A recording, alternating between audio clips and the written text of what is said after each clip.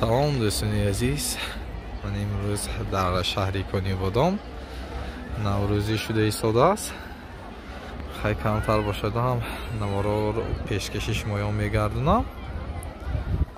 خیلی دوستان عزیز، یک لحظه ویدیو رولیک رو میبینیم، بعد ویدیو رو تا آخر تماشا کنید و پدیلیچه کردن رو فراموش نسازید دوستان. نوروز در شهر کنیبادام.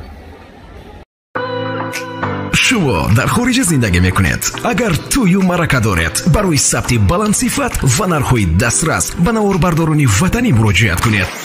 نواربرداری کسبی سنجر مدیا امروز امکانیت دارد که در شهرهای سنت پترزبورگ و مسکو فدراسیون روسیه توی مرکه شما را در سطح اروپایی با مبلغ گذاری تاجیکانه ثبت کند. فراموش نکنید برای اونی که روزهای خرسندی در خاطر آن نقش بندند، آنها باید خیلی خوب نواربرداری کرده شود. پس سنجر مدیا در خدمت شما میکنید. راحت تلفن برای تماس 98 867 94 94 98 858 39 39. توی مرکه شما با سودی از سنجر مدیا باز هم زیباتر میگذارد.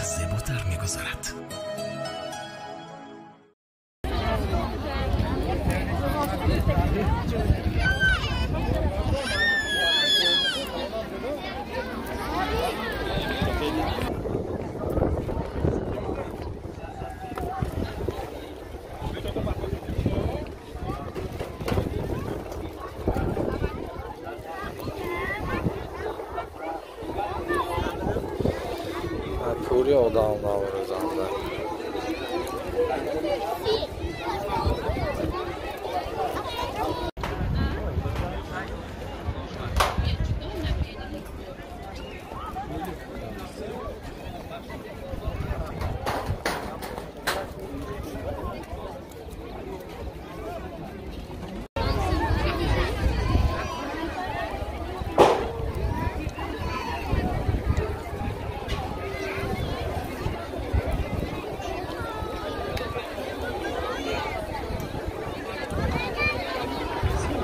کنسرت سر شدگیش نه، حرکت میکنیم کنسرت های هم به نوار گیریم.